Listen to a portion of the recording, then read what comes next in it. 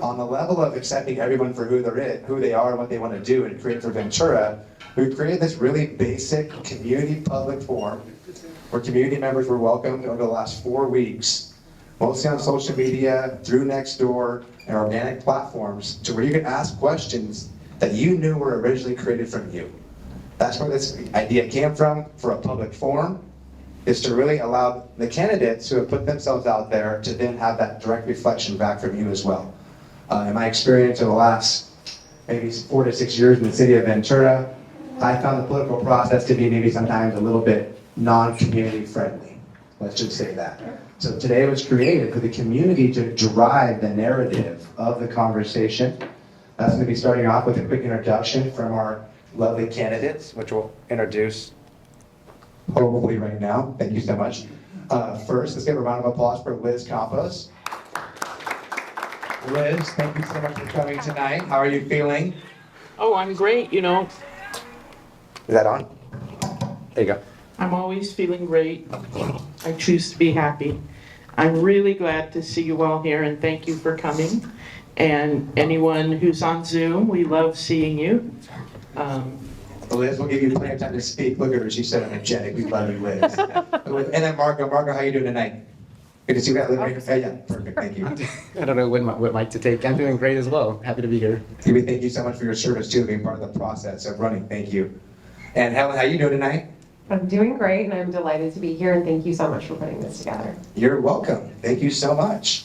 It's really fun to be here and exciting to be here from the Ventura standpoint of the election time. We talk about what an influence they have on our city. So let's go ahead and get into it, because we want to find out what these candidates and why you have really put yourself forward, and why you want to put your reputation, your opinions, your agenda, and your motivations, and ultimately back to the city of Ventura Forward, of how you share your stoke.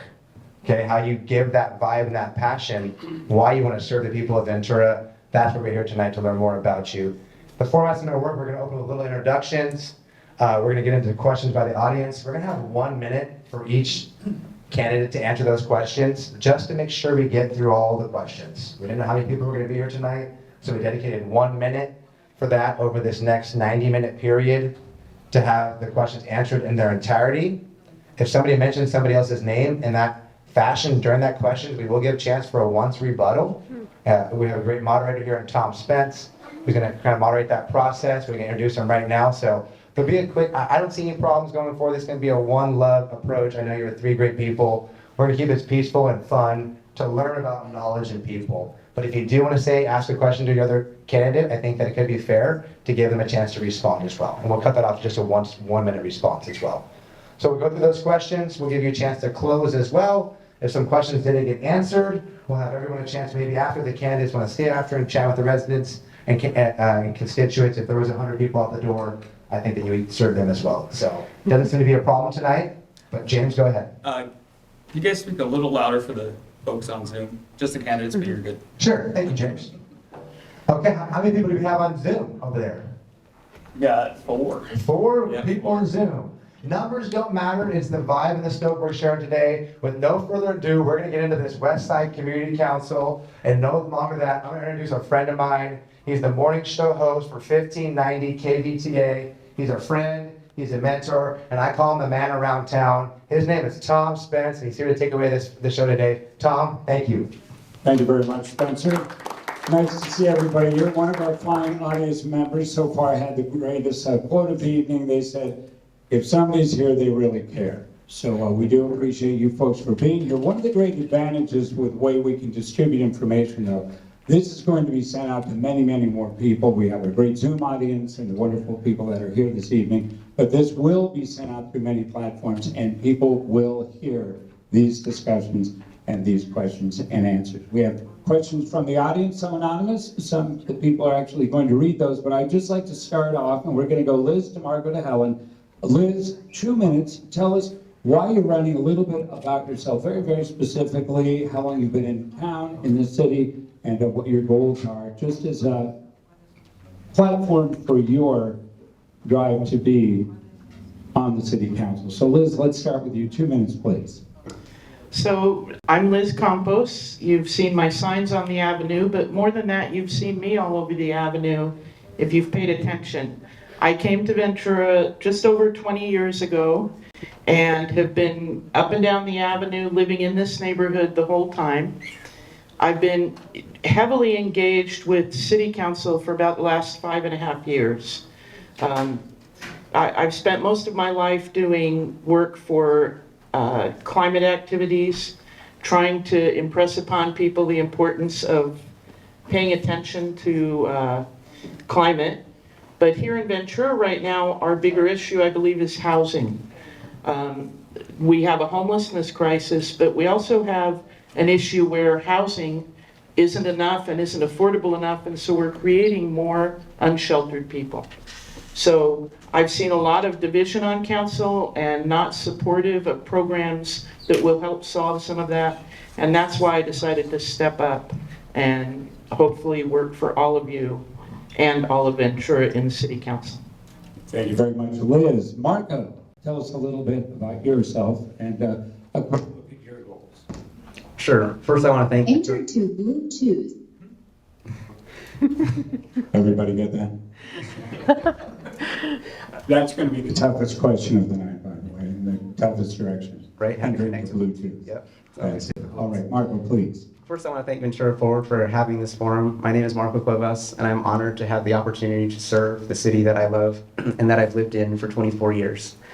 I'm a West Side native, and I understand the issues of our city because I've been here my whole life. I've grown up with them, seen the homelessness, seen the infrastructure falling apart, seen how our economy's gotten to this stage. It all goes hand in hand. When you have unaffordable housing, you have homelessness, and I believe we can do more to tackle these issues. I believe that I have the determination to do so. We need fresh perspective on the council to tackle these issues. I've been local my entire life here, gone to school at Holy Cross by the Mission, where homelessness has been basically an epidemic there. We're told to stay away from the fence, and then also playing football across the street at the park, told not to interact with them. But I've often wondered from a very young age why we're not doing more. And so it just seems like to this day we've had the same issues in that regard. In terms of infrastructure, I always use this anecdotal story. Always on the way home from work to home, there's a pothole that I constantly have to avoid. And I just wonder when it's going to get fixed and how long it's going to take. I understand things aren't always as quick in city government, but I feel like we can be doing more faster. I graduated from Cal State Channel Islands with degrees in business and economics, so I'd offer that perspective on the council. And I'm also a member of the Measure of Citizens Oversight Committee, where I have a demonstrated track record of approving funding for the most cost-effective projects that will make a difference in our community, such as funding the Arch Shelter and other infrastructure projects, just to name a few. And if elected, I will make sure that you, the people, are heard and take action to solve the issues that have been seen as far back as I can remember. Thank you. Thank you very much, Marco. Marco, thank you. And Helen.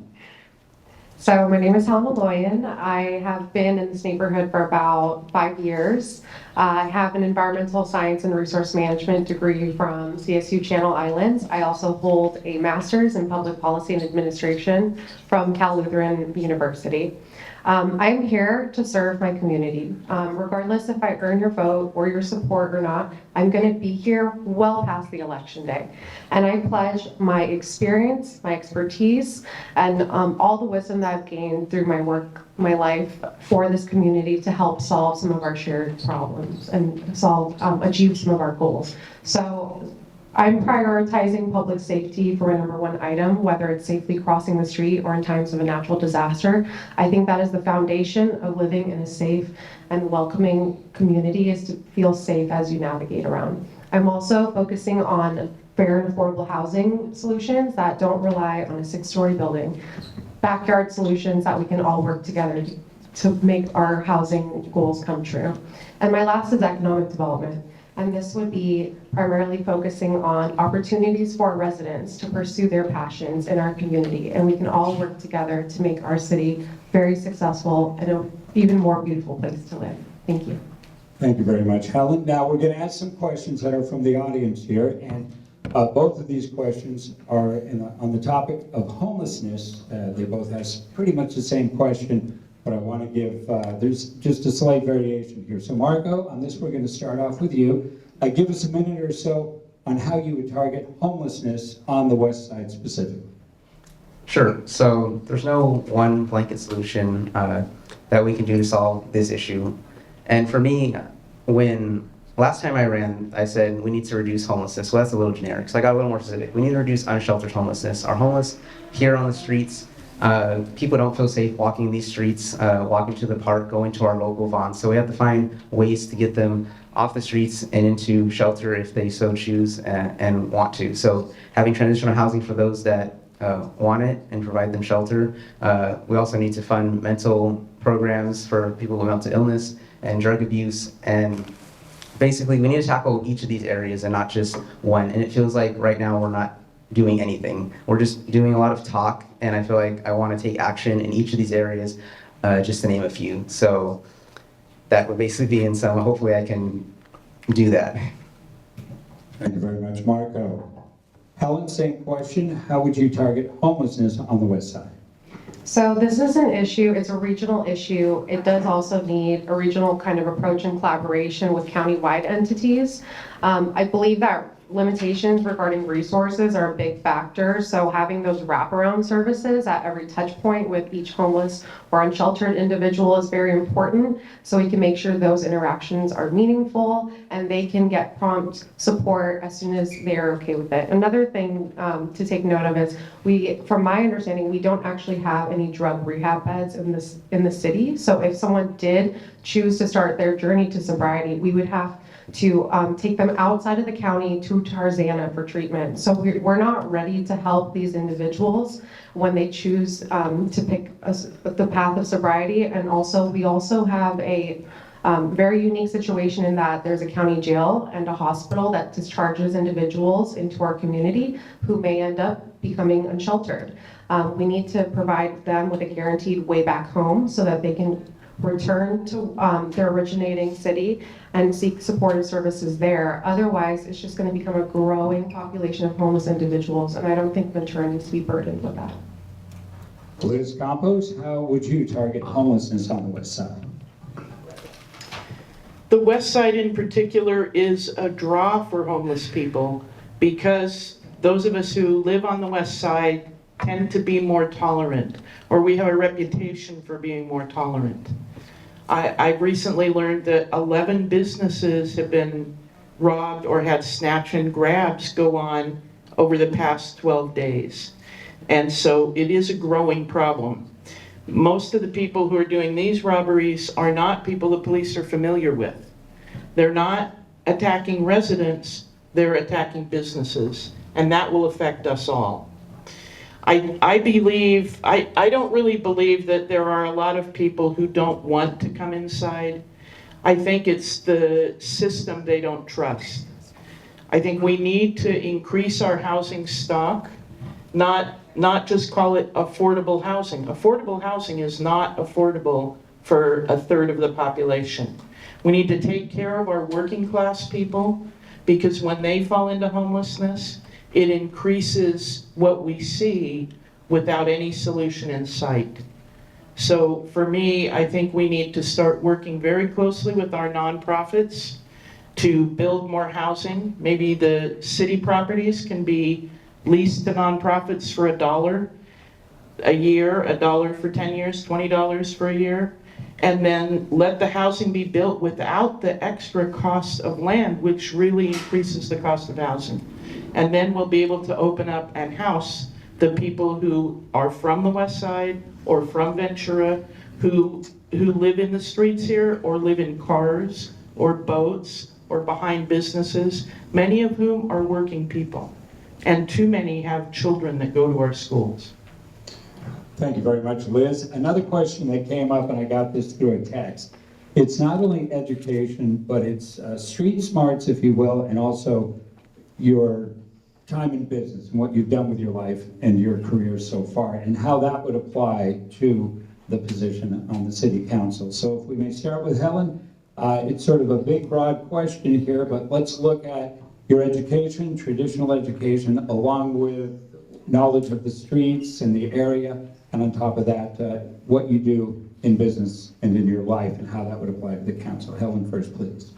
Sure, like I said, I have a bachelor's degree and a master's degree. You know, a lot of the time I spend it, all of my free time usually, I spend around the neighborhood and just getting to know the neighborhood because like I said, I've been in this area for 5 years, and quite honestly, I've come to fall in love with Ventura. The way I got here was kind of a sad story. My brother was paralyzed, my parents were kind of on the verge of becoming homeless, and I got my first job here, and I was able to keep my family housed and keep them fed. And it's just, you know, Ventura is just such a place of opportunity for me, and I want to leverage my own experience overcoming these obstacles in my life that I've already had. I know at such a young age, I'm only 27, but it can happen to anybody at any point in your life. And I recognize that, and I want us as a community to be prepared for that, to help individuals when they go through the hardest time in their lives, just the same way that I feel this community has been here for me during the hardest time of my life. Thank you, Helen. Now, Liz, same question, traditional education, businesses that you've been involved with, street smarts, if you will, and how that will apply to what you'll do for the community. So education-wise, I do have 2 bachelor's degrees and 2 master's degrees. I spent some years teaching, came to Ventura with a junior college teaching credential, but quickly got drawn into the important community that I lived in. I see Ventura as an area that prior to us going to districts was ignored many times by the city. When there were general plans happening and there were RENA numbers coming down the pike, as many as possible housing units were shoved to the west side, not under the best circumstances. Like now, some of the tall buildings that the city wants to build are being questioned about the west side. So I think there's a lot of life experience that tells us what's going on. I got involved in the community council several years ago and have been on the board for 4 years. I've been engaged in government, like I said. Prior to coming here, I was involved in the city of San Francisco and the city of Richmond. I worked in Richmond on homeless programs and environmental programs. I've testified in state hearings, state government hearings, and just spent years watching our city council and the problems with it. I think if we change the way we take care of people, residents and unsheltered people, the city can flourish. It's just not happening now the way we're doing things. And where was your education, if I may ask? I started my education in plant biology in Tennessee years ago. Left that to work as a dog trainer for several years, but got tired of the snow because I'm a California native, traveled around and ended up at UC Berkeley. I got a bachelor's degree in chemistry, went to San Francisco State for grad program, but got injured and that pushed me away from working with chemicals. So I went back to school and got a degree in literature and teaching English as a second language. Just to be completely clear and open, it took me 22 years to get my degree, so there you go. Close. Margot, if you would please cover the same question. Street smarts, what you know about the community, your education, and work experience, and how you'll apply that to the city. Sure. So, having lived here my whole life, I'm a product of the West Side in this community. Lived in the same house, and I went to school, as I mentioned earlier, at Holy Cross, K through 8. And so that immersion downtown with the various residents, such as our homeless residents, really at a very young age, to witness that and really just try to understand why that was an issue and understand why we're not doing more is a perspective that I want to bring to the council. Just because I'm young doesn't mean I don't understand the issue. And then after that, I went from 9th through 12th over at St. Bonaventure in Midtown, and then Cal State Channel Islands for college. So all my education, all my schooling has been local, so I understand this area, this city, and this community. At Cal State Channel Islands, I graduated with degrees in business and economics. I heavily stress the economics as I'm running. I believe that lens is something that's needed. to make our community thrive. And currently I work for a mortgage company up in Thousand Oaks. I try to find work here in Ventura. Maybe one day I'll be able to live and work here, but for now I commute because I love it here. I just don't want to move. And so up there I have financial experience, so I'll be able to know like how to manage a budget in a fast-paced environment up there, so there's little to no room for error. So I feel like I'll bring that experience on the council. And as far as just local day-to-day interactions, you know, I love going to local businesses like Lalo's and Johnny's. I was just saying before this started that I wanted some Johnny's tacos. So, I mean, we can show that we all love this community. We can't stress that enough. And that's a perspective that I would bring to the council. Thank you very much, Marco. And Spencer, I need another question from the bucket. Absolutely. Everybody having a good time tonight, huh? We got about 15 minutes of this greatness going off so much. I'm going to remind everybody at the Ventura Forward stoking, you can clap, you can cheer, you can say great job here, okay? You don't have to be emotionless like in city council. If you want to raise your hands, you can. But remember, if you like what someone says, give them a round of applause, get them pumped up, look at them up here. But I know one thing, Spence, it's starting off hot. The 3 great contestants and candidates. I want to learn more about them. As we're turning this into a recorded game show. As we go into the question bucket, grab one of those questions, will you? I hope you're ready for the talent phase. Oh, Let's go. Yeah. You should Okay. see me dance. We're gonna talk, man. yeah, it's also this kind of. All right, let's take one from the audience here, and thank you, Heather, for this one. And this time, we will start. I do believe I would be starting with Liz at this point, so let's start with Liz. Which of the general development plans do you support and why? Land use attorney. Well, whatever you mean by general development plans, that's an interesting, I mean, that could be very ambiguous. Liz, I believe we're talking about, do you support the base? The expansion for the diversity, is that correct? Distributed. Or core, okay. Thank you. Okay. I think it depends on where they're situated. For the west side of Ventura, we need to stay exactly where we're at because every one of us here, I believe, experienced the failed evacuation during the Thomas Fire. And every one of us has at some point tried to get on the highway on Stanley at Route 33 and sat for a long time wondering if those cars going 70 are gonna give us a break to get on. And I think it's not a good time for a lot of building on the avenue. Downtown also has a specific plan that prohibits that. I was over at Government Center last week for a meeting and saw that there's a lot of space there. Also, their streets are very wide, so they can handle a little bit taller buildings. I don't have a vision of Ventura ever having 6-story buildings, particularly on streets like Olive or the Avenue. And I know there are parts of the current plan that have a stretch of Olive, a 3-block stretch of Olive, with 6-floor buildings on both sides. So I really feel strongly that for Ventura to remain livable, West Ventura needs to stay small and calm, and let us do accessory dwelling units or duplexes as needed, but don't overbuild until we fix the traffic issues. Thank you, Liz. Now, Marco, same question. Which of the general development plans do you support and why for the west side?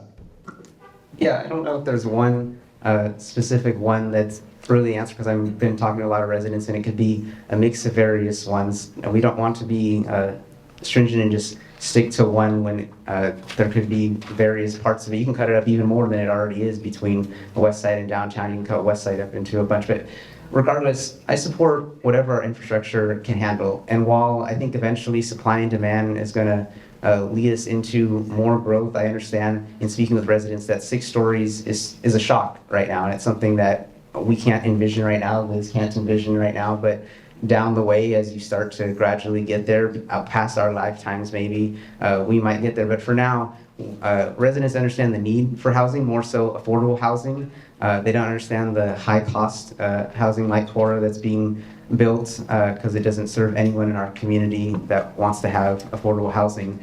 but we need the infrastructure to support it, be it in water, be it in traffic, be it in basically any number of things that you can think for infrastructure. Our roads are crumbling, our sidewalks need to be fixed. This is just common sense things that we need to do in order to support any new development that we have in this area. But from an economic standpoint, I think we might be able to get there someday.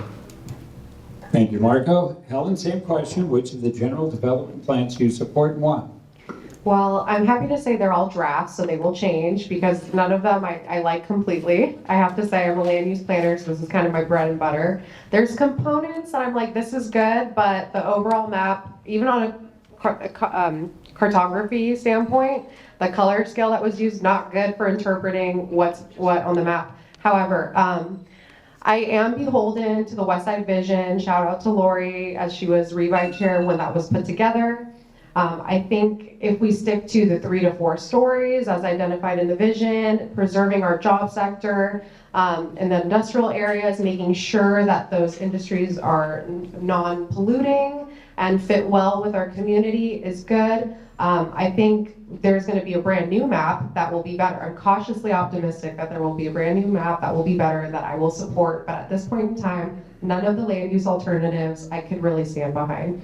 And to add on something that Liz had said, I do really think that we need to do a 911 impact study on any new land use maps that are created, because we are not taking into consideration the impacts that our emergency services will have. And that's something that we need to look at critically, because that's a dangerous game to play, and I'm not here to do that. I want to keep our community safe. Thank you.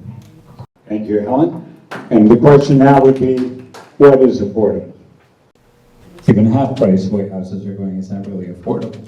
Got another question here, and let's start off with Marco on this one. Are we pushing for a light at Willett? I guess Willett is a challenging area, and what would be done about, we can kind of go into Enter to Bluetooth.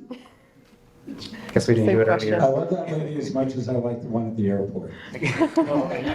So anyway, let's take a look at just overall safety, buddy. Overall Enter safety. to Bluetooth. Safety. Let's talk about specifically the light at Willett and maybe overall pedestrian and traffic safety. Maybe that could be addressed right here. And I think, did we go first with Marco last time? Yes, Mark. Okay, Helen, please, traffic safety overall, especially the light at Willett. Sure. So I think, I'm a fan of traffic lights. I think if they're timed correctly, they can work. I'm also a fan of speed humps and more signage. Pedestrian safety is very important. I think we should look at the data first. If this is in regard to a complaint that's just hard to navigate, that's a very valid complaint. I think if there needs to be new lighting in some areas, certainly that's a can do.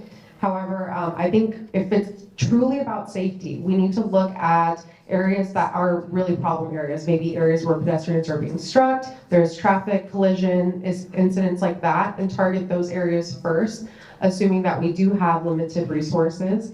Because although I have to say, like, convenience is something that I would want to improve, safety, like I said, is my number one. And I know it would probably save you a couple minutes, but if we can save from someone getting hit by a car or even by, anybody from being in danger on the avenue, I think that's very important. We should prioritize that. Liz, same question, please. Okay, Willett Street is a spot along the avenue that had a few years ago, I don't know if James may be able to clarify when the big housing was built, where you live? 28. 5, 6? 2018. 2018. So not that long ago, 6 years. And when that big housing development was built with single family homes, there was an area reserved for senior housing. And the senior housing sits right at the avenue and has to cross the street at Willett to catch the bus. Very few of the seniors who live there have cars. And many of them are physically disabled, mobility impaired, and use walkers or canes to cross the street. But it's also an area of the avenue where traffic moves very fast, coming into town around a curve. And so it has become dangerous for the people who live in that senior housing. Also people who live at Dakota Road in the apartments as they're aging, and that's an old project. Many times there's near misses. There are people who've been hit there. There are people on bicycles who've had the front of their bicycle crushed because they've jumped back. So this question, I think, is trying to address the need for a traffic light there or at least a lighted crosswalk. And so far the city has not agreed to do that at that location. I think they think it's farther enough out and they just don't want to take, control over it. It's unfortunate. Marco, same question on traffic safety. Willett was asking in particular. Sure, I think we can agree that something needs to be done, what needs to be done, whether it be a light or a crosswalk. As someone, I live a block away from the Solana Heights development, so I know exactly what area they're talking about. There's a light at Seneca, which is just before Willett and Dakota, that I'm more familiar with, that I take a turn off of, but I understand that going past that, the traffic can get very fast, as Liz mentioned. So yes, the bus stop across the street from Willett, obviously it's a matter of public safety. We need to take a data-driven approach to areas, as Helen mentioned, where there's crashes and address those areas, as well as, well, data can be anything. It can be a number of residents complaining. And if there's enough people, enough members of the community that say, we need a safer way to cross to get to that bus stop, then I think it would serve that area well to have something. I would have to look more into see if it would be a light or a crosswalk, but I do think something should be done there for sure. And now we're going to go over to Spencer. Thank you, Spence. We have a question over here from the Magic Bucket, and it comes from a no name, wants to be asked by the moderator. Let's start with Marco, because I think we might have skipped you last time in the Bluetooth extravaganza. Marco, can you please help me with this one? How can we better keep the West Side clean from litter? Thank you, Marco. Sure, I mean, it could be any number of things. If we want community members that want to volunteer, or if we just have a couple hired positions on city staff, we need to look at any number of approaches that can keep our community clean.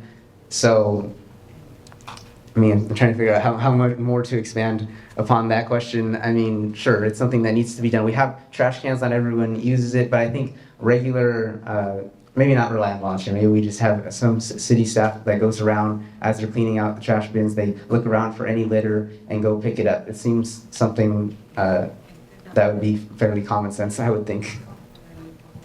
Thank you very much for answering that. Helen, how would you go about keeping the West Side clean from litter? Sure, so I can never find a trash can when I need one on the avenue, so I am all for putting new recycling and trash and even composting. I think that would be cool to have on the avenue. Also, kind of like the downtown ambassadors have cleanup, individuals that can come pick up trash, litter off the floor. I think it would be great for the West Side along the avenue to also have something like that. That's a partnership we can work out with local businesses, and if they're amenable to that, I think that would be a fantastic amenity for our community. Manos Unidos goes once a month, and I help them as well cleaning up trash. But if we can't have the resources in place to actually have the trash cans or have the ambassadors there, we can do cleanups more regularly. But I do think it's a matter of maybe just putting a couple more trash cans out there. Thank you. May I? Thank you, Liz. Thank you, Spencer. So everything that Marco and Helen have said is valid. We have a dearth of trash cans, particularly outside businesses with takeout food. That's a problem. We also don't utilize the school children along the avenue. They get out of school and they buy popsicles and they buy candy and they throw the wrappers on the ground. So there needs to be some education, but there also could be a partnership in community service. Having school staff or anyone we can get walking home with the kids and encouraging them to clean as they go. Learn to use the garbage cans, take pride in your community. But there's a reason that right now people are not taking pride in their community. So I'm a member of Manos Unidos also, and though some of the women are here from Manos Unidos, and they religiously have cleaned along the avenue, along with some other groups, every second Saturday for months and months. The city announced months ago that they were going to start a partnership with us, and then little by little, they've backed that off to maybe once a year. So some members of Manos Unidos took it upon themselves to go on an off weekend and power wash the sidewalk in front of the Avenue Library. And I really applaud their effort on that and their willingness to care for our community. But the city should, instead of spending millions of dollars on consultants, instead of hiring employees, should offer up some kind of funding to help us to keep our neighborhood clean. Because once we start, everybody will pitch in, not just a couple of organizations. Thank you, Liz. Man, I want to say too, whoever asked that question, I thought you were giving a little plug for Ventura Forward there and all the work we've been doing, because we picking that litter up. Yes, thank you. But all kidding aside, great, thank you for answering that question. I didn't ask it. Whoever did, I love you. Spence, carry us through. All right, I love you too, Spencer. We do have water up here if anybody would like. I'm more than happy to dole out a few bottles of water if you'd like a cool, refreshing drink right over here, just in case, but I'd ask. So let's carry on. Now I'm staying with Liz. What's your plan for the gas compressor? This is asked by Matt. What is your plan for the gas compressor, Liz? Well, if I had the authority and power to eliminate the gas compressor now, I would. And many of you may know or may not know, I've been working on the gas compressor project for a long time. It sits directly across the street from an elementary school. On the back side, it backs up to the new housing that the Housing Authority developed. The thought of it was hidden from us for years. It's toxic, and it's a time when the state is reducing the use of fossil fuels, but the company, not just Southern California Gas, but their head company, Sempra Energy, is determined to expand it and every compressor in the United States, or in their regions. So right now, we just learned a couple of weeks ago the compressor has been pulled out by the Public Utilities Commission of a simple rate case and told to go before an administrative law judge to determine why they didn't agree to move when they were given an opportunity to review sites. They use the excuse that one of those sites is in a sewer area, which would have shut them down, but in fact, we were able to show that it's not. And so I believe within a year, we'll see the compressor stations start shutting down as they build on that site. Thank you, Liz. Marco, same question. What's your plan for the gas compressor? Yeah, so ideally, we want it to be gone. This is a matter of public safety. Obviously, it's very hard to force someone to move a compressor like that, especially if they're trying to expand it. So maybe provide incentive for them to move. They've thrown up excuses in terms of why they don't want to move it, in terms of cost. And I've heard from a community member just today that actually said that that went to them and said it really wouldn't cost you. I mean, yeah, there'd be an upfront cost, but they can make up for it with a small rate increase of like half a cent. That's negligible, honestly. And in reality, if enough support comes by and if this would be a good use of funds for city funding, then maybe we help them move it because it's something that the community wants. We have to look at a variety of options in terms of keeping the public safe, keeping our children safe as it is across the street from where children interact. And yeah, I would agree with what Liz was saying earlier in terms of what we should do. So yeah, that'd be my 2 cents. Helen, same question.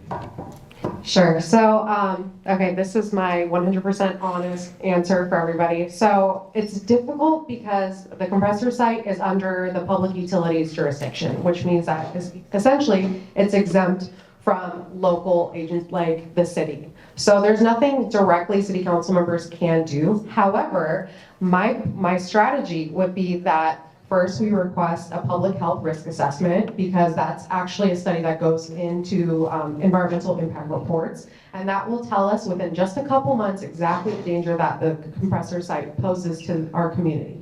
Next, I have been working very hard to locate a renewable energy developer to put battery energy storage site where the compressor station is. The Public Utilities Commission put out a large order to secure clean energy. And I think if we can demonstrate that we have someone ready to take the site as soon as SoCalGas has vacated, that will give us a very good chance to actually relocating the facility.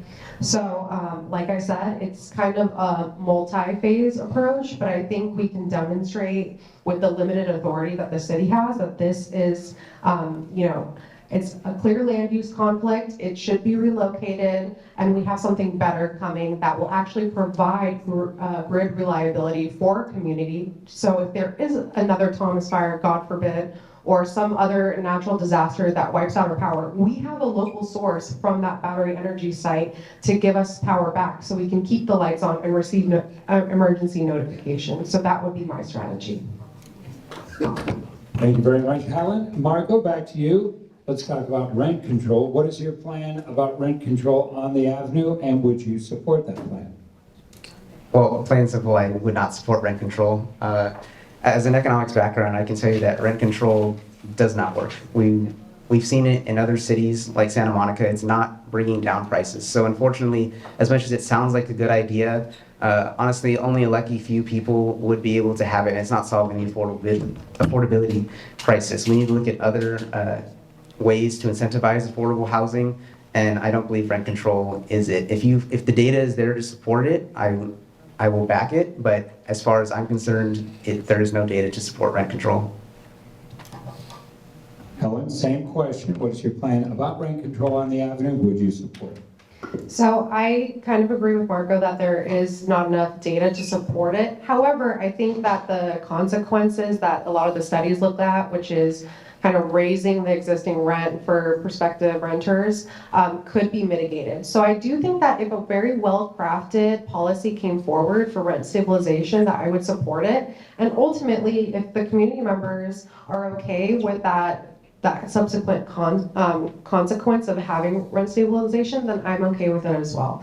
I'm obviously here to serve the community, and I really believe tenant protections and rent stabilization could make a giant difference in someone's life. I just want to make sure we're not causing any more harm. And if we are, I want to make sure that we can mitigate that harm so we could only do good and better our society. Thank you. And thank you, Helen. Liz, your reaction to rent control, would you support it? Well, the word rent control, as we know it, as we've seen it experienced in many cities, not just in California, but in states like California, New York, Washington, where the economy is tough. Just simple, basic rent control is not a good thing. But currently in the city of Ventura, we don't have an ordinance to protect renters at all.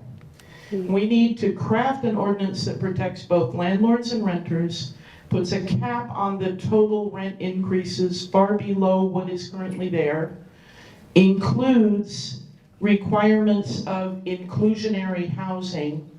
A lot of times, Marco, when we speak about affordable housing, we're talking about housing that's affordable to moderate income people or what's considered low income, one individual making $70,000 a year. That's far beyond the means of half of the residents in West Ventura. So we need an ordinance that considers low income, very low income, and extremely low income if we're really going to solve the housing affordability crisis. That does not require rent control, but it does require rent stabilization and caps. Can I respond? Marco, you can react, but if you react, we'll let it go around. If Helen would like to react. So Marco, you first. Yeah, so on affordable housing, yeah, we need to look at a variety of different ways. I know rent control is one way that's proposed for that. I think there's other ways which I won't get into right now, but I have a question for Liz actually. So you're saying you don't support rent control as basically you support rent stabilization and rent caps. So I would ask you, what's the difference between those? So rent caps just is a lower limit. We have rent caps now in our county, in our city. But we need to lower the limit so that it includes all levels of income and so that it includes renters.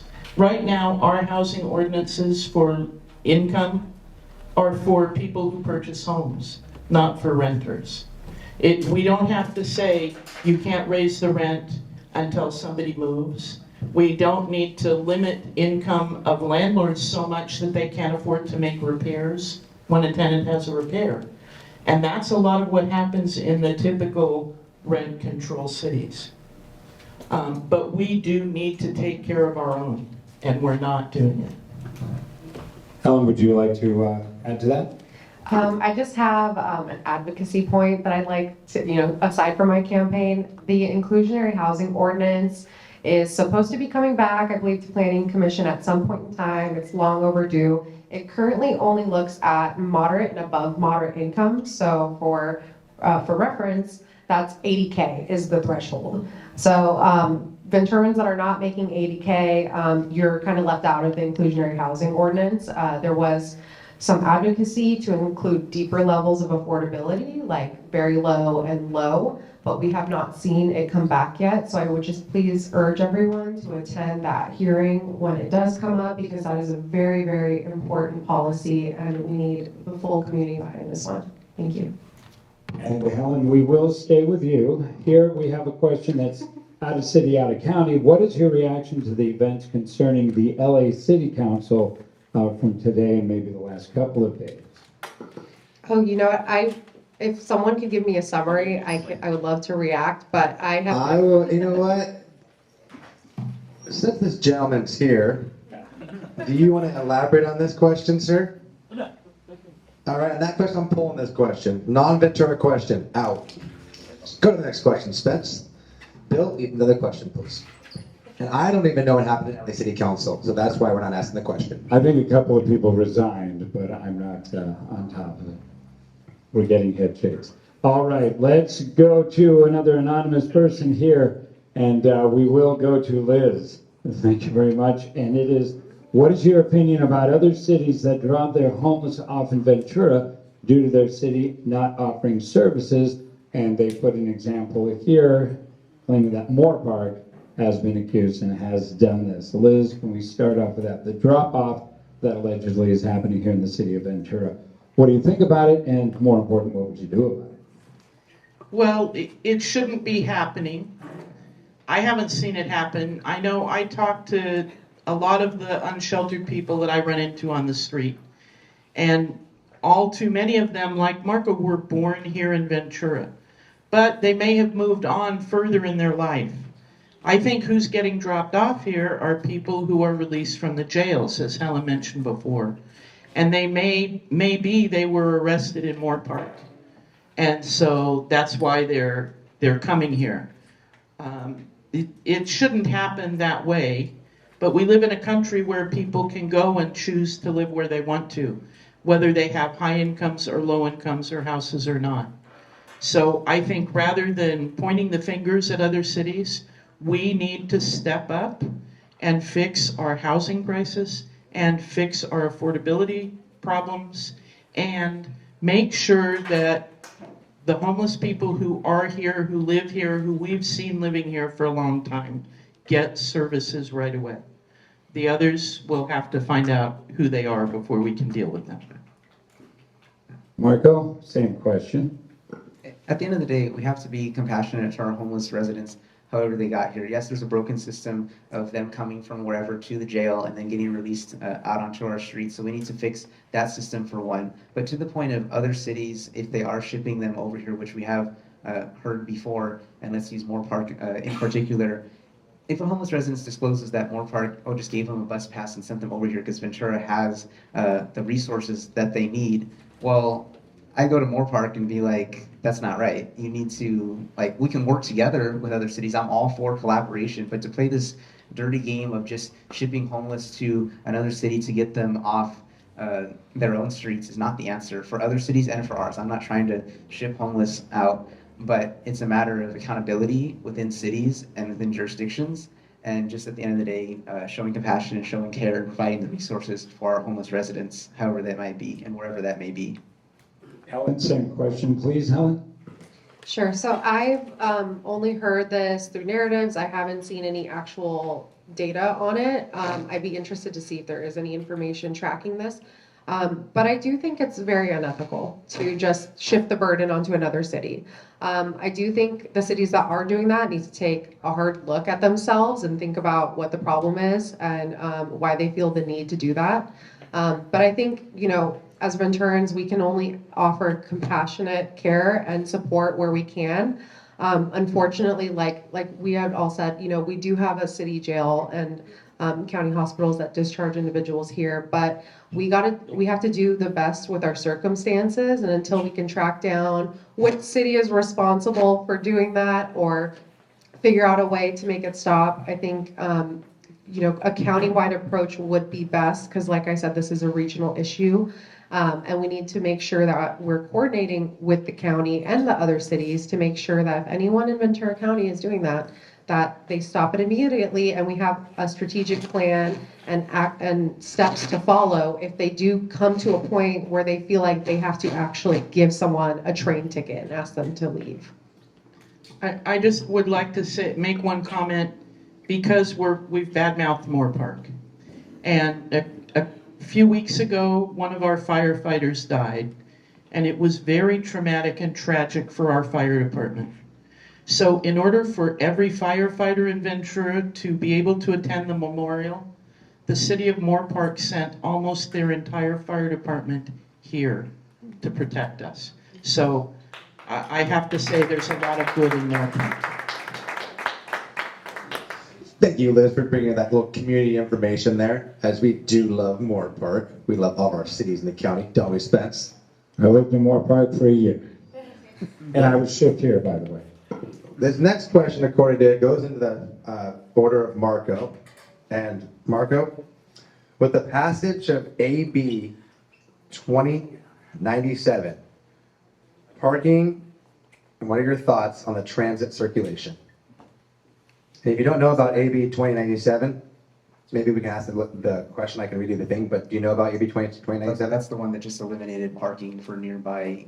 Yeah, so that's a very interesting one there, especially if it applies to Ventura County in particular. We don't have a good public transportation system. I'll just be blunt. We just don't have it. Like, I would like to be able to go to work on, say, a light rail like you have Metrolink over in LA, but we just don't have that. It'd take me like 4 hours to take the bus to work. It's just not feasible. We're a car-centric culture, so to place a mandate like that, it's just not reasonable. Like, until we have the infrastructure to support that, I think it's far-reaching, to be honest.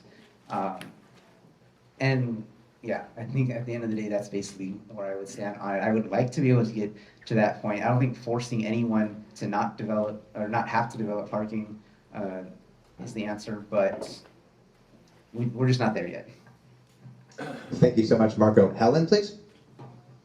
I think this is a classic example of running before we can walk. We don't, like Marco said, we don't have that transit system set up. I have been working very hardly with one of our longtime community members on a transit hub that would be located on Santa Clara and the Avenue. Now, it was, private citizens initiating this kind of project, but it really should be the local jurisdictions taking a step forward first. It is so important that if we want to shift away from cars and eliminate parking, that we make sure we have an alternative that is reliable and accommodating. And, if you have to make it to work, you don't want to have to second guess whether or not you can run to the bus.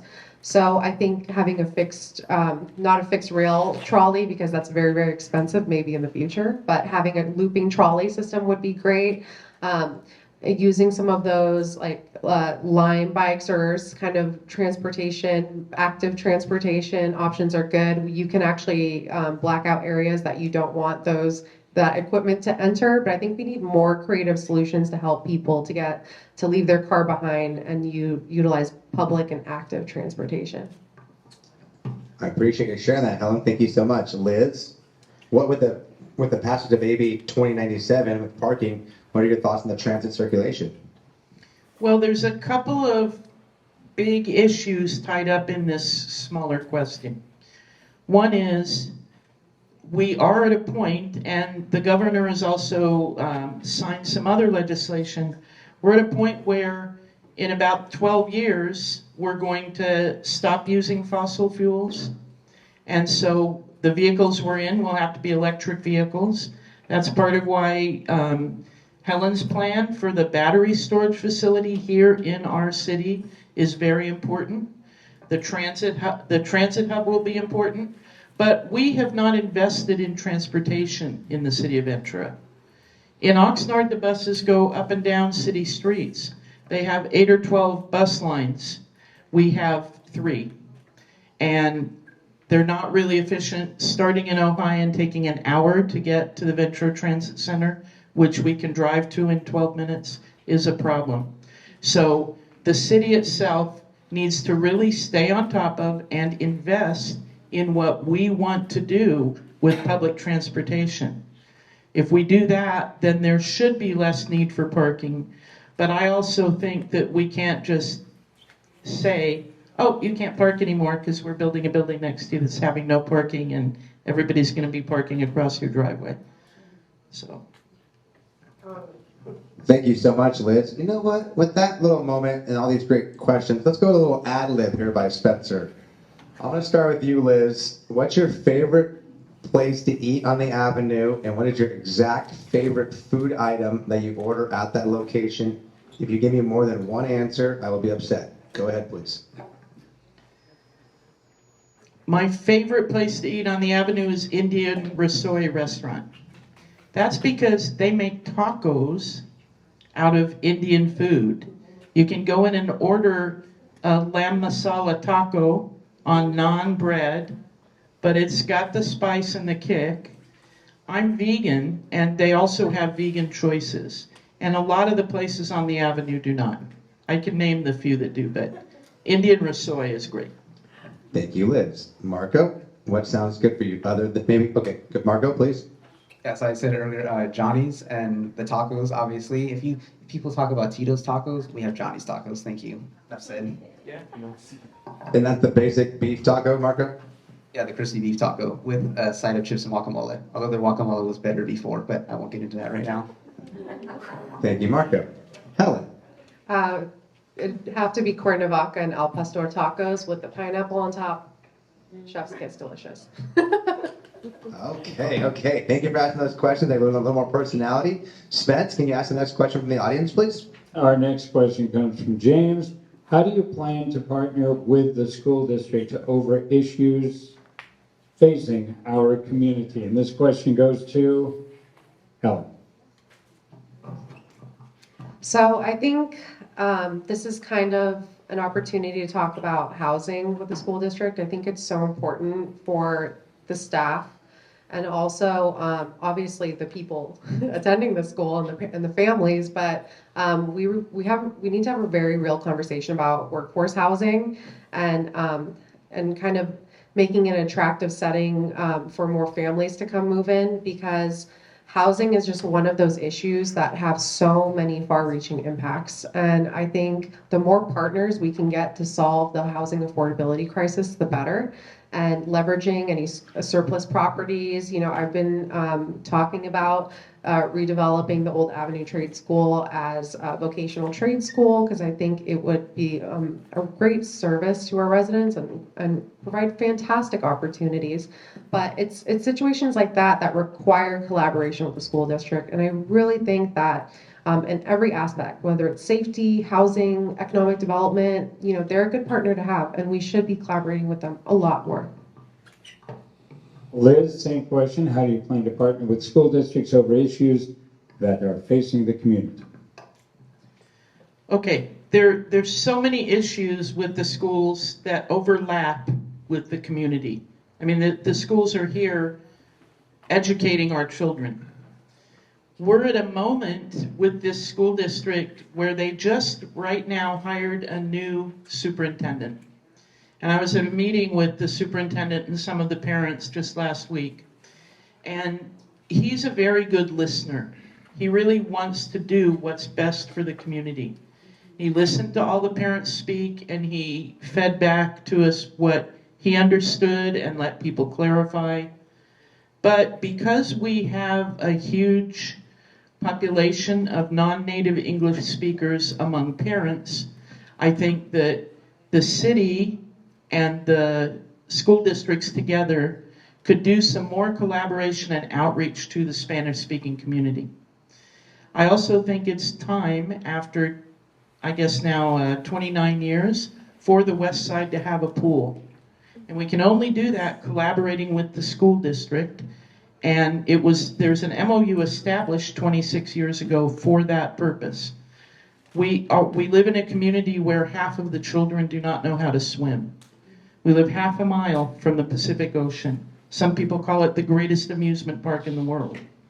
But we can't teach our children to swim because parents who are working 2 jobs or aren't engaged well enough in English can't find the means to get their children all the way across town to learn to swim. If we partner with the schools, the school district will care for the pool, use it to train all of their children in the entire district to swim, and then we can use it nights and weekends for the community. And thank you, Liz. Margo, same question. How would you partner with the school district? Yeah, so collaboration is absolutely essential. I think the city council and the school board should have a joint meeting or regular joint meetings to discuss these issues, as it is both a city and school issue. So our children, especially here on the west side, what I would like to see more of, obviously we have workforce housing for one, but more just after school programs, whether that be just a funded partnership between the city and the school district to be able to have our children after school if they need to have help with homework for tutoring or just in general good extracurricular activities to have fun. If a pool one day gets built now or in the future, have a program to teach them to swim. But there's obviously more we could do, and I think collaboration, instead of being siloed into just the school district or just the city council, there's a power in being combined together instead of just separate. Thank you very much, Marco. And we do have our final question here, and this goes into the little bit of the personality area here. So I think I'll let Spencer ad-lib his way through this one with Ventura Forward. I like this one, Spencer. This is a good deep one too. What are the top issues that we need to address in the West Side? Right, we talk about motivation and agenda a lot. I think this kind of be into your agenda as a candidate. What would be the top needs that you want to address in the West Side and why? And what is your favorite thing about living where you are? So let's start with that first part is, what would you want to address? Maybe the first 2 or 3 things. Let's start with Liz on this one. I think we'll just start back to where we're going there. Liz, take that away. Well, I think that we need to come together as a community. On the West Side, my experience has been years ago, we're getting better, but years ago, we were 2 separate communities. So now we're starting to come together, native Spanish speakers and English speakers. We also have a huge Chumash community here on the West Side, but nobody knows them or who they are or recognizes them. So I think that we need to, one, unify our whole West Side, which is a lot of neighborhoods. It goes all the way down in our district to Pierpont, which a lot of people don't realize. So that's number one.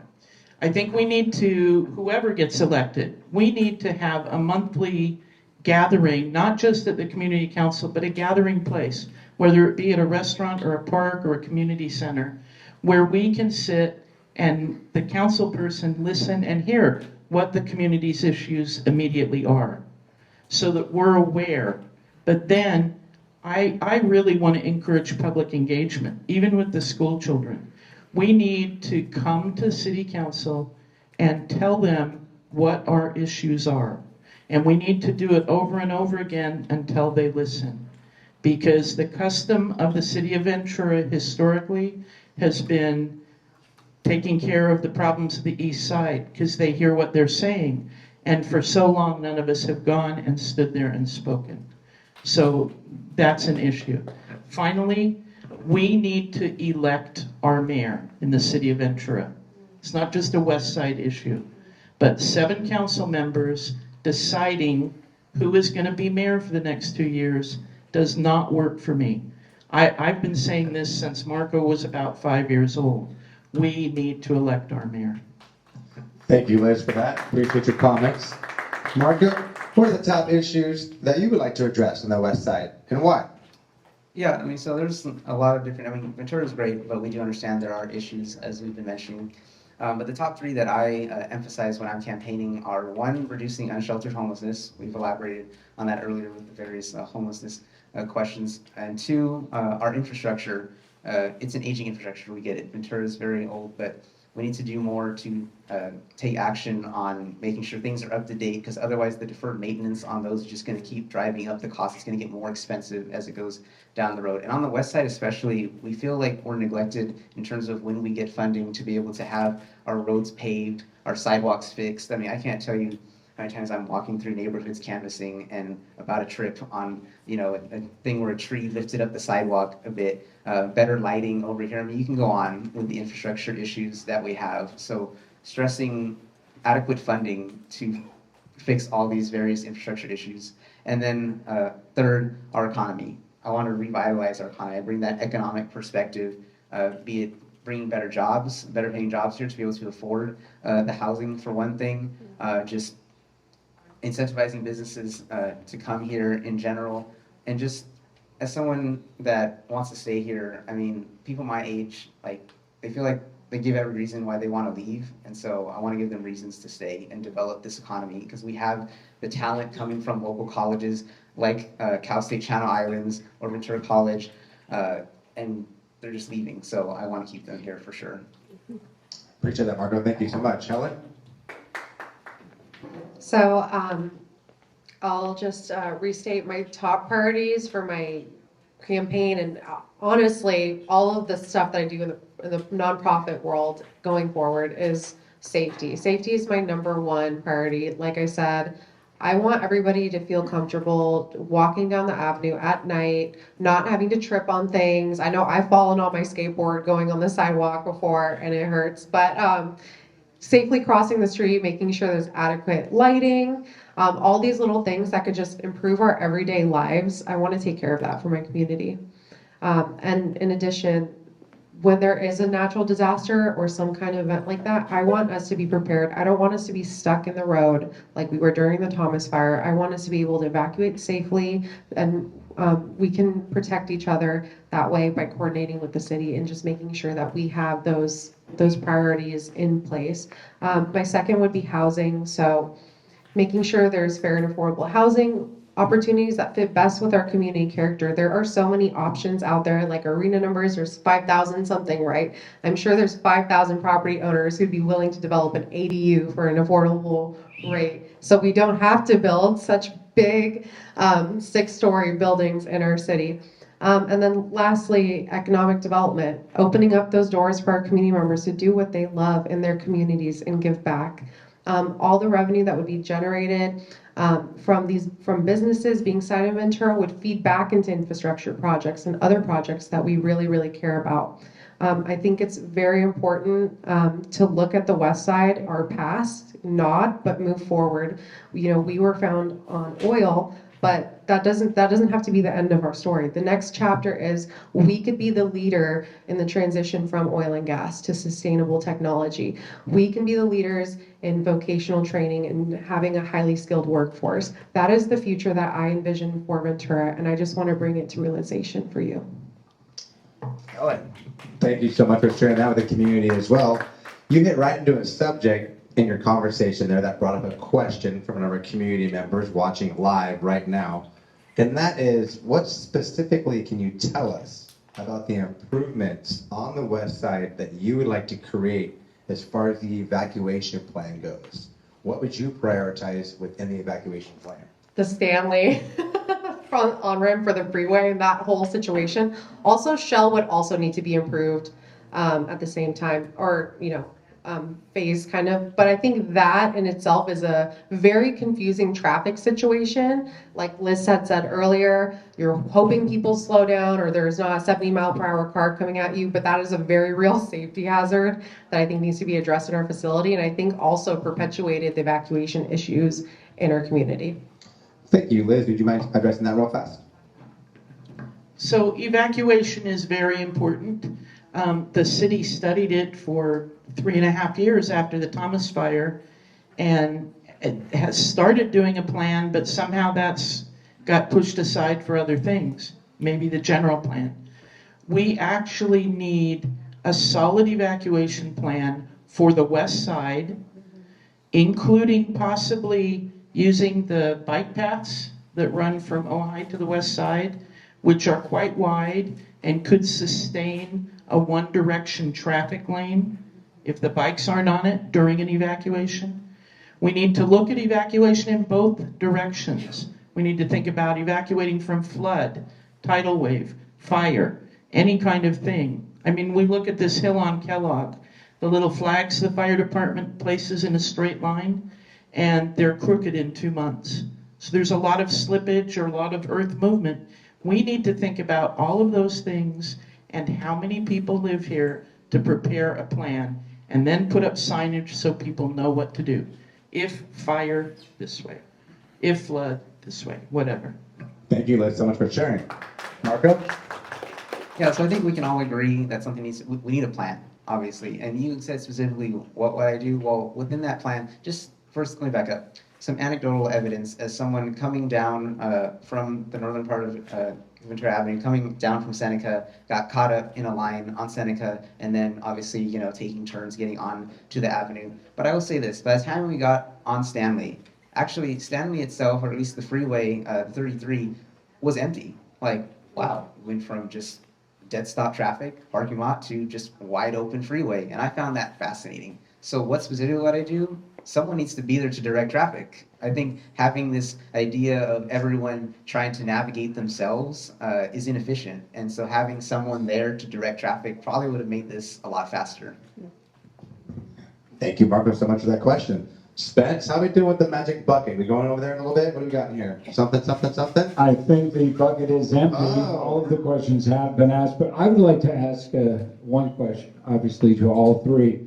When you look at the city council now, and I promise you they're not watching at this moment, and if we looked at 1, totally dysfunctional, 10, these folks really have it together. 2 questions. 1, how do you think the council is doing at this point? I know you folks that do go to the meetings, so you see it firsthand or you see it on the television or internet.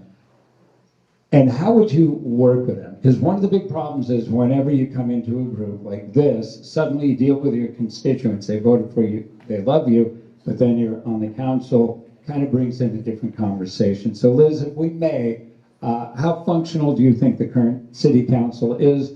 1, not so, 10, great. 5. Liz, thank you, 5.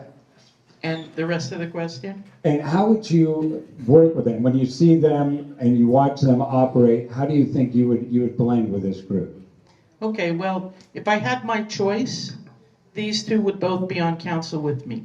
Because we've learned a lot about each other and we have disagreements about some things, but we care. And sometimes it doesn't look like some of the council members care about anything but their own agenda or their friends who they've promised to do things for. And that's hard to tolerate. But I think I have a reputation in the community for being able to work with anyone. And so, I'll do my best. First and foremost for me is the West Side, but we do have to collaborate and take care of the entire city. Marco, what is your feeling on the how functional the city council is currently, and how do you see yourself working with them? Yeah, so if we're doing the scale from 1 to 10, I probably have to agree with a 5. And that's the one downfall of having districts is that the great people may all be in one district. And yes, while we have disagreements, I believe we can collaborate to come up with solutions. And to me, seeing a lot of these meetings, it's like there's a lot of discussion, but not a lot of action. And I think I would want to heavily stress to my colleagues on the council that we need to take action in certain things and how can we find ways to allocate funding to be able to tackle the issues that we have that we're all running on, such as homelessness or infrastructure or improving our economy. And it seems like we're just not moving the needle enough in some of these areas. And so starting that discussion, discussions are great. You need to have well thought out decisions, but actually at the end of the day, it's about the results and the action. And getting our community to have some progress and move forward on things. And I don't think we're doing enough of that right now. And that's something that hopefully future council can do. Helen, a number? Probably a 7, not saying 10 because the budget is balanced, so thank God for that. And how do you see yourself working with them, with all the times you've attended meetings? And working not only with your constituents, but with the city council? Yeah, I kind of have a maybe weird view of city council. I believe it is their job to get along with each other for the betterment of our society. And regardless of any personalities that they're dealing with, it's like we function as a city. Although you are 7 different representatives, you must function as one for the betterment of your community. It doesn't matter where the district lines are drawn. That's arbitrary. I mean, not completely arbitrary, but there's no actual barriers separating us community members. And the reason why I do think they function, I just don't think it's effective in the sense that there's a lot of things going on and they seem to focus on this and then they kind of leave that and go to this other policy. And I would really just like them to prioritize what the community had indicated in the survey and work on those issues, because 4 years is a short time and there's only so much to get done. And I think we need targeted and focused efforts and people to maybe swallow their pride and get along with their coworkers, basically. Thank you, Helen. That's great. You guys are giving such great information on this Westside Community Forum, Ventura Forward. We've got a few sponsors that always come to Ventura Forward. And one of them is we call the Steve Mountain Doll. Okay, we want to get to our viewers here real quickly. And this can change a lot in the city of Ventura, but it's a place to visit, it's a place to go out. What's your favorite activity? As we wrap up our forum here, everyone's got busy lives. We want to appreciate everyone coming out. We're going to give you a closing statement time as well. So get that kind of prepared the last couple minutes. But a few fun questions as we close up here to learn a little more of your personality. What's your favorite thing to do in Ventura? If you all of a sudden, your plans got canceled, the morning's now free, you got 4 hours from 8 a.m. to noon.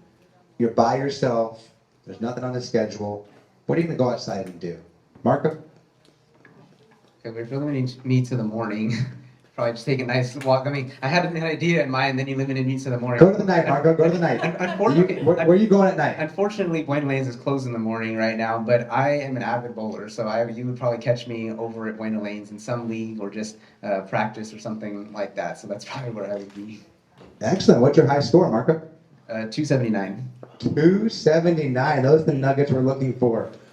Helen, next for you, please. Any time of the day, you've got 4 hours in the city of Ventura. The schedule is clear. What would you like to be doing?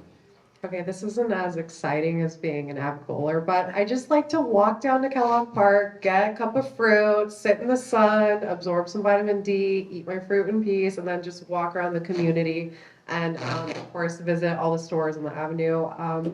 I'm very pragmatic. I don't need a lot of extra things to make me happy, so I'm just happy taking my morning walks or afternoon walks along the avenue. That's great. Morning walks in Ventura are fantastic. Liz, same question to you, please. Well, I actually like just rolling mostly along the avenue because it's the neighborhood I live in, but sometimes down Main Street moves in my wheelchair. I kind of make mental lists about sidewalk problems as I'm going. And then I like to sit at Palermo and have a cup of coffee or tea and email the city manager about all the broken things on the avenue. Okay, excellent. Thank you. Let's get one question that came up to mind there. And then let's talk about downtown real fast. Our District 1 bleeds into downtown a little bit. You're going to represent downtown. We talk a lot about the west side and the avenue. As that term evolves, of course, it talks about mostly on the avenue. But as you get into Mission Park and Figueroa Plaza and the downtown, in about 1 minute, can you please describe, starting with Helen, what is the priority for you in downtown? Right? What would that priority be that you hear about getting into, homelessness and housing? Something that they experience. Again, this is Ventura. Talk about visit Ventura. It's all we hear. Visit Ventura. People come to Ventura. What do you want to improve in downtown Ventura? First, I'd like to say preserving the historic nature of our downtown is very important. And then my real answer is, I think just transportation, moving around downtown to the beach and having access to the different amenities, even the fairgrounds, is important. A lot of people feel a little bit left out by the closure of Main Street. And I think if we can help solve those access issues and, like I said, maybe even a trolley kind of situation, getting people to the beach, to the fairgrounds, back to downtown, that would be just a nice accommodation for tourists and then also people who live here. I think it's very important to support the downtown, but I also think it's very important to enrich the experience of people in downtown. So it's stuff like that related to transportation, which you may say like, oh, just go park in there and then walk around. But some people, maybe they can't, it's not easy for them to walk around that much. So having choices and alternatives for every walk of life is important, and I think would really benefit us in the long term. Thank you so much, Liz. So I agree with Helen. We need to open up the space, not open up Main Street necessarily, but open it up to everyone. So Helen has a brother who's in a wheelchair. I'm in a wheelchair. I know many much older than me seniors who have to use walkers. There's about 14 disabled parking places along Main Street moves. If we had a little shuttle or trolley kind of service, like those little electric trolleys at the airport that pick up mobility impaired people and run them down to baggage claim, they're not much bigger than these tables. You can have one in the back that folds up for wheelchair access. There's many ways to do it, but we need to welcome everybody. And there is a huge part of our population missing from downtown from what it was prior to COVID. Thank you, Liz. Marco? Yeah, so I agree with my fellow candidates on this, and just in general, the idea of speaking with residents is they like the idea of Main Street moves, and we keep pushing this date of when it's going to stop or whatever. But in reality, it's going to become permanent. We're going to have a promenade like Santa Monica has in a way. And at first, like obviously during the pandemic, we wanted to just put it there and get businesses to revitalize. But now we're at a point where we need to solve the underlying issues that come with it, not having that street to have traffic go through, not having it be accessible to everyone. So we need to now, in the process of making it this permanent outdoor space for people to come and enjoy, because we are a tourist-centric city, so for tourists and for our local residents to come and enjoy, we need to look at all the different effects that this is having, and just make it easier to use and fun space to use in general, for sure. Man, this is getting more in depth, and I'm enjoying it more and more. And somehow the questions keep popping into my head because they involve the downtown area. I also want to say thank you so much for coming, because this question's geared for someone in the audience. Hopefully you can answer it. Let's see what you have here. Let's start with Liz on this one too. I think you're next. I'm going to move into Marco as we do our closing statements. But the Father Sarah statue seems to be missing from downtown. Council prior seems to be taking the blame for making that decision. A sign came out today on Victoria Avenue that said, "Don't vote for Lori Brown." She removed the statue. I'm curious, are you in favor of bringing the statue back to the city of Ventura in the downtown area? And where would the location of the statue be if it's a yes or a no? I'm not fond of returning the Father Sarah statue to any city property or location. It's very offensive and traumatic to the population of people who lived here prior to Father Sarah coming. I have an intimate relationship with his history because I worked for the Franciscan friars during the period of working to make him a saint. And I agree with the removal, particularly from city property. This may cost me the election, but it's where I stand. It should be at the mission. That statue should be available for people, just not on city property. Thank you for sharing, Liz. Marco? Yeah, so as someone with a Catholic background and understanding of Father Sarah, it's a very difficult decision. And I think the city council, from what I'm hearing from residents, is yes, some were frustrated that it was removed, but in general, I think if I had to be put in that same situation, I probably would have left it up to a vote of the citizens, because it is something that's historical. And people that I speak with, there's frustration, there's people that want the whole history to be said, and just educating our populace for sure. So I would agree, maybe not on city property. At this point, it's already removed. Now we're getting back into the controversy of bringing it, but putting it at the mission so that our Catholic residents can go and enjoy it would be probably an appropriate place for it. But a little group that I was talking to, now that it sits vacant where the Father Sarah statue used to be, it's just an empty space in front of City Hall. So we need something else of historical significance to be there so that our community can go enjoy another landmark right there in front of City Hall. What that would be, I'm not sure yet, but I think that space leaves a void in our community in some way or another.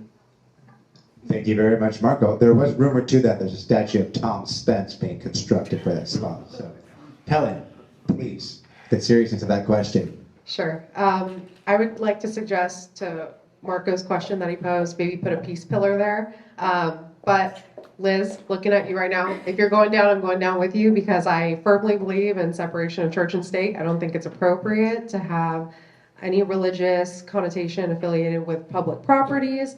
I respect everyone's right to exercise their faith. However, I think literally putting it in front of City Hall is sending a message to people of other faiths that maybe yours isn't as important.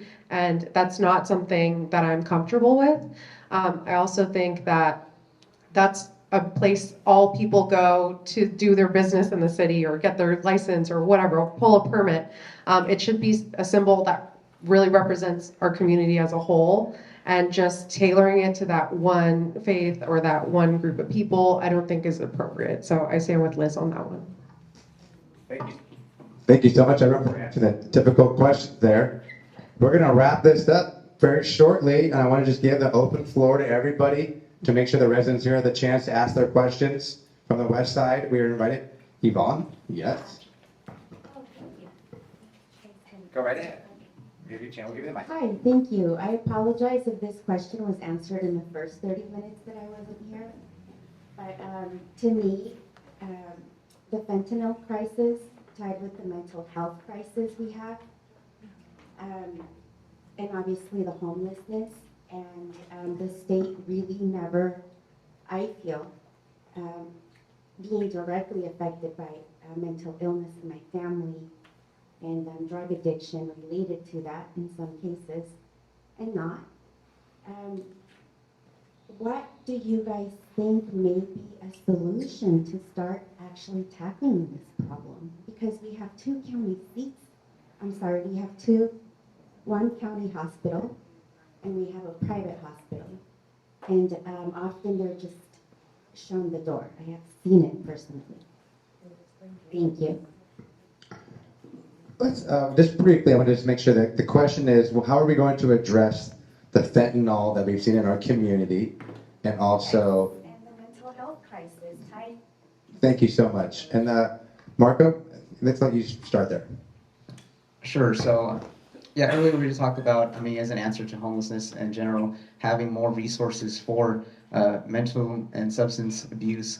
But I do think, in elaborating more on that, we need to tackle it at the root and trying to educate people and try to get them to not start in the first place, I guess, would be one thing. But let's say they do fall into that, then it becomes into this area of how do you protect them. And so I was actually reading somewhere recently on, I think, Nextdoor or something, someone was talking about readily accessible, like, say someone gets a drug and it's laced with fentanyl, you have limited time. You need something like, say, Narcan. So having like a Narcan vending machine is one possible answer. I'm not saying it's like the blanket solution, but it's one answer. Having test strips was another thing that was suggested. So I don't think there's one thing we can do. In some ways, we need to tackle it at the root. In other ways, getting them the treatment, not having them be shown the door. They need to be shown compassion and offered the resources to stay protected, because at the end of the day, this is a public safety issue. So we need to look at a variety of different areas to be able to tackle this. And yeah. Helen, please. So I agree that the supportive services will need to be strengthened in order to actually tackle this issue. But on more of a state level, there was legislation passed, I believe it was Prop 47, that kind of decriminalized, basically reduced the jail stay for a lot of people. I had an individual who was struggling with mental health issues actually try to break into my house. And when the police picked him up, they said, hey, you know, he's usually nonviolent. He'll stay in the night, but he'll probably be out tomorrow morning. So that's just kind of the reality of the situation that we're in right now, specifically more for people who are dependent on drugs. They kind of say, you know, I can do this and then I go to jail for a night and then I'm back out. Like, this is not that bad of a repercussion. So I do think as a city, we need to think about that legislation, see if we need to push back on the state maybe a little bit to see if there can be some consequences, at least not for obviously the people who have mental health issues, but more related to drug offenses, because right now they're, you know, the short stay in the jail, not even enough time to help them detox. They're just back on the street. And I think that's a discussion we need to have as a community. Thank you. Ellen, Liz, please. Okay, so a lot of mental health and drug issues overlap or are directly, intimately connected. Children's brains don't develop fully until they're in their, you know, from 18 to 22 age. So we have data, middle school, and when those children are polled, you will find that some of them are already using drugs. Maybe they're smoking pot or eating pot candy, laced things. Some of them are doing harder drugs. And that affects their brain in such a way that they cannot escape mental health issues by the time they're 20. So we need to stop the supply somehow. And that is a much bigger issue than just our city. Countywide or statewide or Southern California governments need to work together to do that. And then instead of having a vending machine for Narcan, because if an addict has a choice to buy more drug or buy that and a part of the drug, they're not going to go to the vending machine, and then they're going to die. We have people's pantries all around West Ventura where there are available test strips for fentanyl and Narcan. And routinely, those people's pantries are shut down instead of someone going after the dealer. And I think it's important that we let people know, no matter what their status or state in life is, we care enough about them to try and help them out of it. So give them what they need immediately, save their lives, build a detox center, which Helen mentioned right at the start of this, but also we need to invest in mental health outreach so that people who are willing to go into treatment can, and then get rid of the dealers who are providing the drugs they use to self-medicate. Thank you, Liz. Thank you very much. We just got a little birdie whispered one more question in my ear. This will be the last question. We're going to give you your closing statements for 2 minutes, okay? So let's rock and roll to the last question. Mr. Bella, you ready? He promised it'd be nice. I'm going to be nice. I'm going to be nice to you guys. Our current district rep promised in her campaign that she would meet on a monthly basis with the community and that she would connect with the community. My favorite council member, Mike Johnson, after every council meeting, he meets with his constituency, he chooses a restaurant and welcomes everyone to come talk. I think one of the big issues with our council right now is it's so isolated from the various Ventura communities. So what is your plan to make sure that you do not get stuck in that isolation north of Poli and you continue to connect with the community?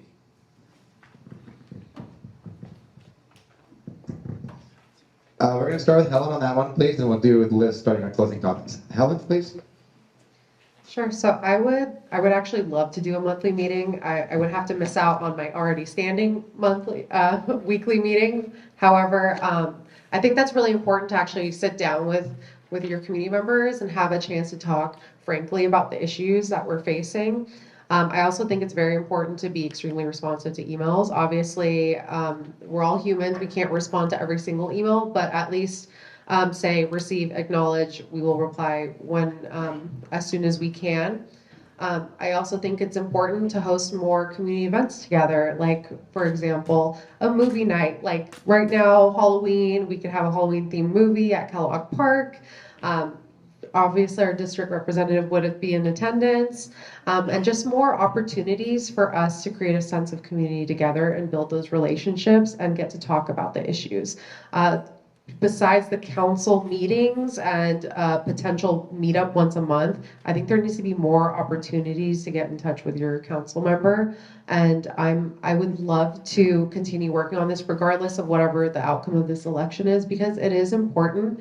And I know everybody here and the people on Zoom certainly care because they're watching this, but there's a lot of people who are a little not as connected, I will say. And I think we need to be a little more proactive in the way that we reach out, because it's not put a sign outside, we're open for business kind of thing. It's like, I'm going to actively come to you and I'm going to try to meet you where you're at least in a group setting, like the monthly meetings that Matt mentioned, or community events.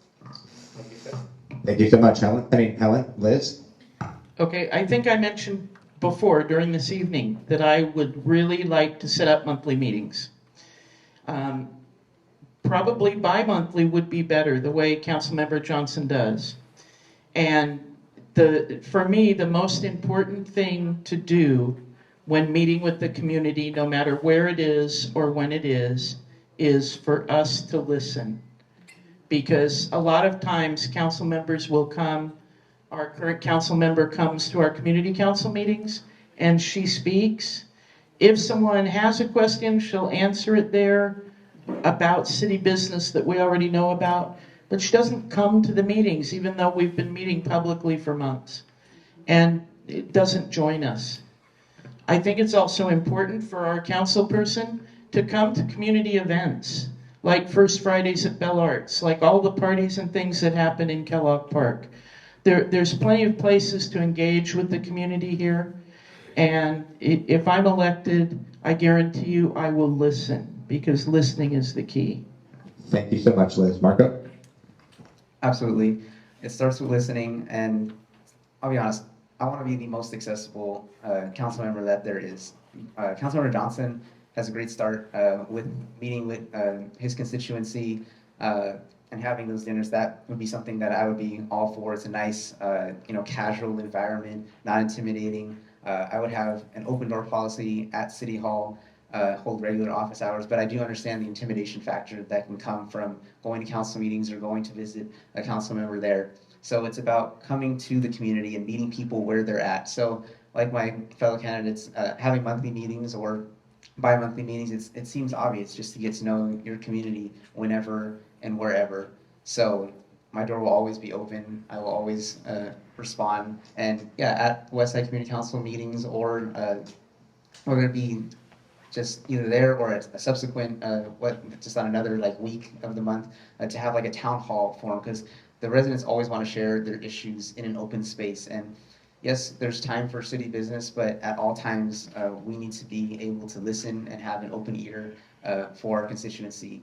And not just on the west side, as we do represent the city as a whole. I would want to have, hopefully, people expand out into other parts of Ventura. So I would have maybe, joint meetings, let's say Councilmember Johnson in his district, or he can come to our district so that you can get to know the other constituencies of the various districts to understand the issues and how we're interrelated and how we may be different in other parts of Ventura. So it's all about understanding, it's all about listening, and at the end of the day, it's all about the accessibility you have to your elected official.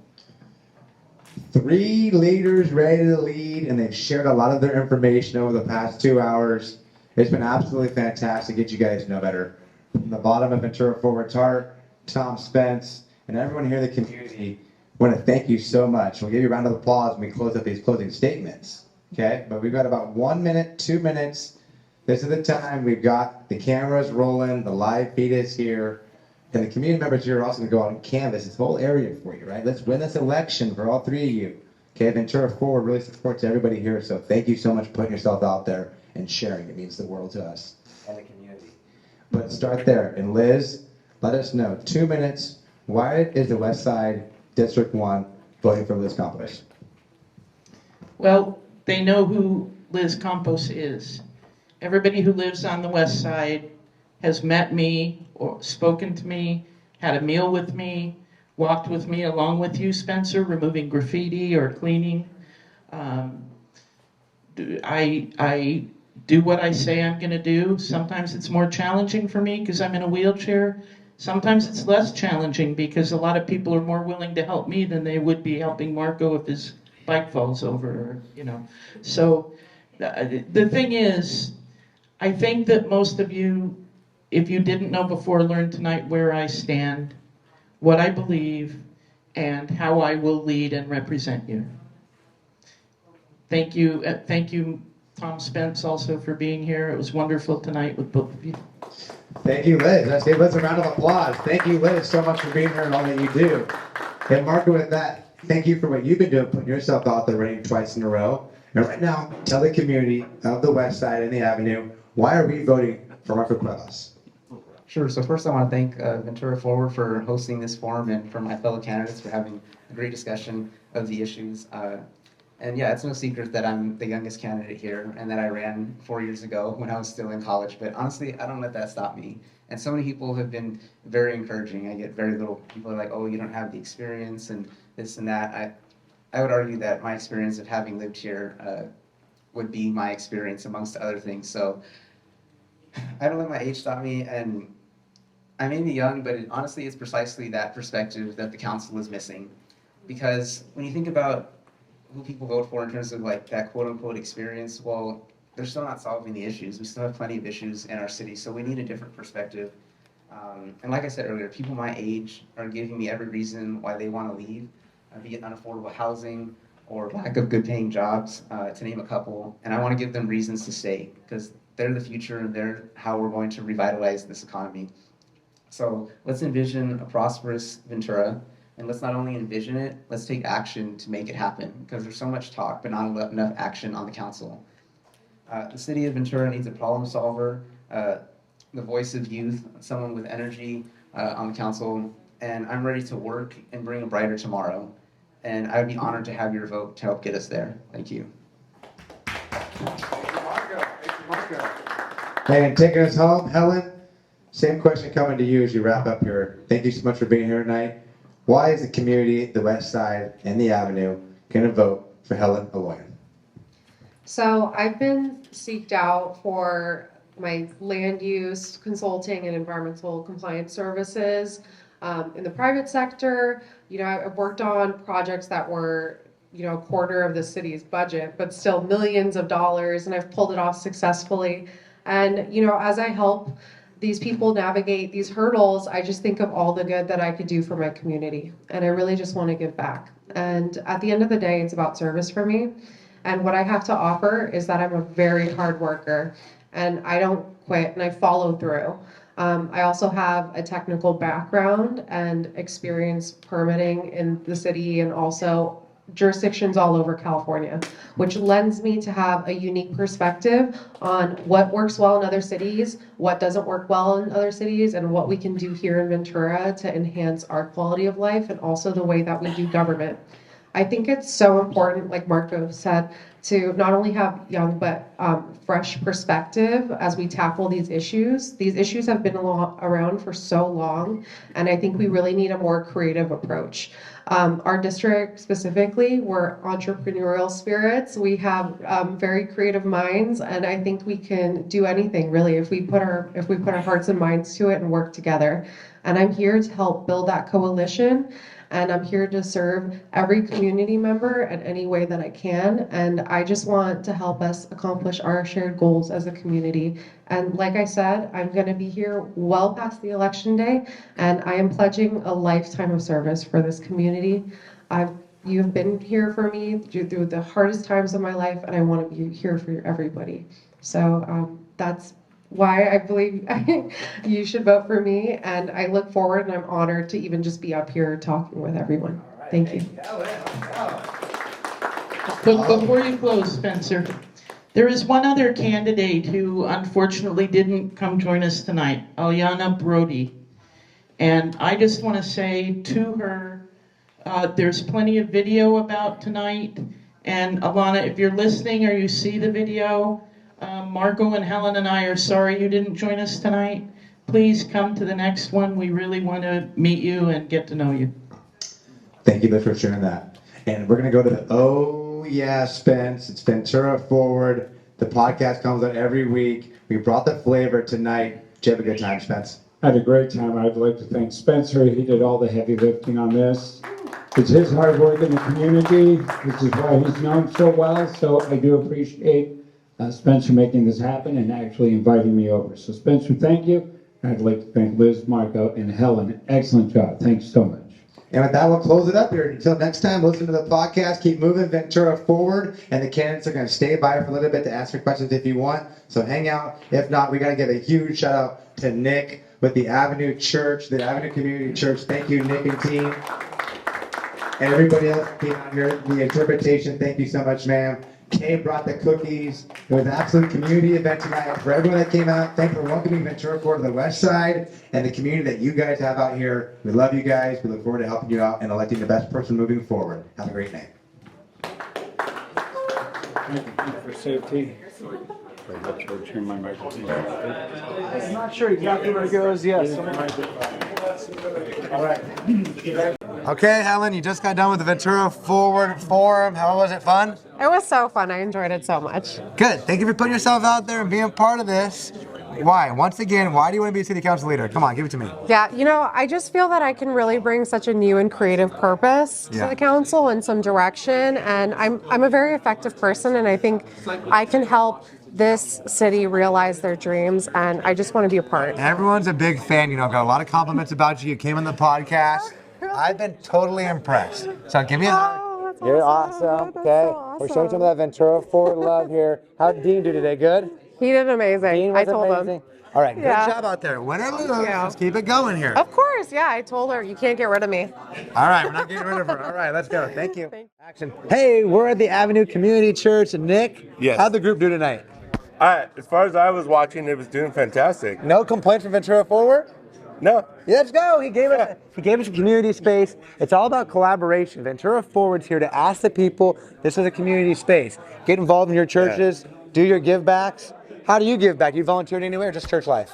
Just church life basically right now, but we're doing a big church get together for the harvest or for Halloween. Yeah. We're doing trick or treat, and we're aiming to do an awesome, amazing Christmas. Just pouring back into the avenue, pouring back into the community. Well, Ventura Forward appreciates you. Reach out to the community for all the help you're doing. Hey, it's what's putting the community back in Avenue Community Church. So Let's go. Hey, you listen to the Ventura Forward podcast? not that often. All right, not that often. Hey, he even fibs to Spencer. He's in trouble now. Listen to the podcast. We're going to get Nick involved. Coming back at you. All right, everybody. The forum's over. James was hanging out. Mr. Forsythe, you're running for school board. Yes, sir. How's the campaign going? What's the Wonderful. passion for the West Side? What's happening? The campaign's going well. We had a free taco event last Saturday. Spencer, you were there. You did, James. You You fed me were some there, tacos. and I appreciate you coming. It was wonderful seeing you. It was wonderful that you helped clean up afterwards. My back was hurting. You saved my life. What I swear to about God. tonight's forum? Wonderful. You appreciate it? Wonderful forum. We've heard some things about the candidates that there were some stark contrasts, but there's a lot of similarities between the candidates. Not only similarities, but they all had a similar passion for their community.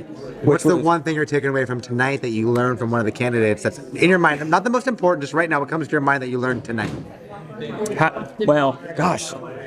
Housing. Really? That was something that there was some contrast, right? Yeah. Rent control. Rent Whether to control go or question not. was good. It was a really good one. And we had Liz, yes, rent control. We had Liz, not yes, with a certain exceptions. But we had definitely a no from Helen. And We have no. Yeah, so there was a contrast there, right?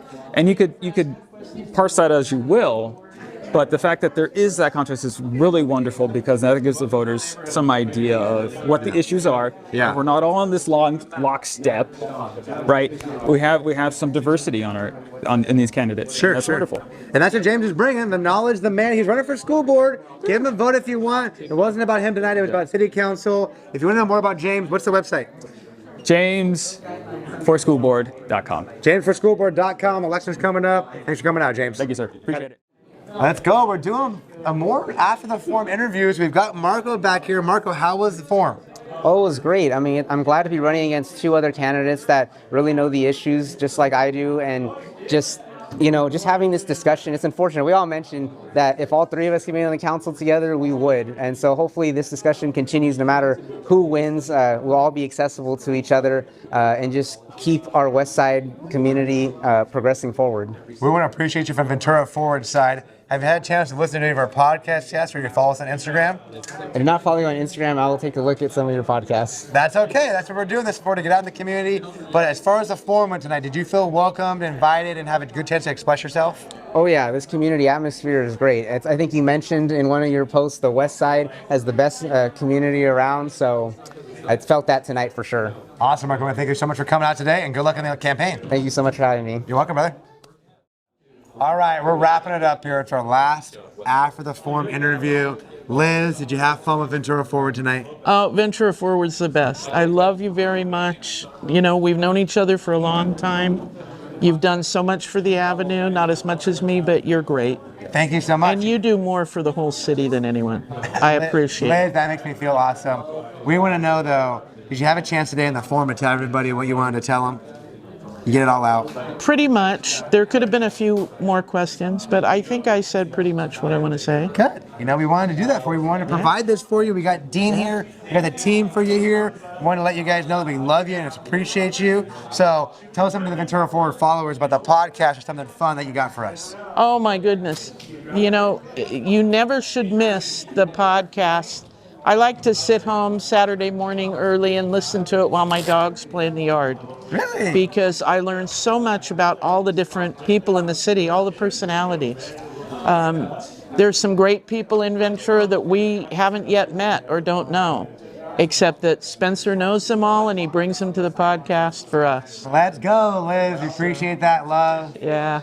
I don't know. I'm going to start telling everybody who I'm voting for starting tomorrow because I want to get the form out. So don't tell anybody. But if I hadn't voted, it'd be going to Liz. Okay, so keep up the campaigns going. I bet you said that in every interview. Did I did not. That's cool. I guess he's got to move to the West Side pretty soon. All right, but Pierpont is in my district, so you can move to by the ocean. We're wrapping it up. She's still selling me. We got a lot of love for Ventura Forward. Check out the podcast. Comes out every Friday. Let's go. Thank you.